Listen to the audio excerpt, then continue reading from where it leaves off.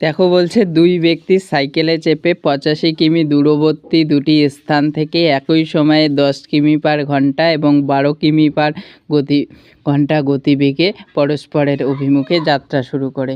তাহলে তাদের মধ্যে দেখো পরস্পরের দিকে যদি যাত্রা শুরু করে তাহলে তাদের যে দূরত্বটা সেটা কিন্তু 10 + 12 মানে আপেক্ষিক গতিবেগটা হবে 22 কিমি পার ঘন্টা, মানে তাদের মধ্যে 22 কিমি পার ঘন্টা দূরত্ব কমে। ঠিক আছে, ঘন্টায় 22 কিমি দূরত্ব কমে। তাহলে 3 ঘন্টায় কত কিমি দূরত্ব কমবে? 3 × 22 মানে হচ্ছে 66 কিমি দূরত্ব কমবে। কত?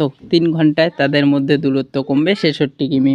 কিন্তু সম্পূর্ণ পথটা 85 কিমি, তাহলে 85 থেকে আমরা যদি 66কে বিয়োগ করে দিই তাহলে কত হবে? 19 কিমি। তাহলে 19 হচ্ছে অ্যান্সার, কারণ এখানে 85 সম্পূর্ণ পথটা, 3 ঘন্টায় দূরত্ব কমে 66।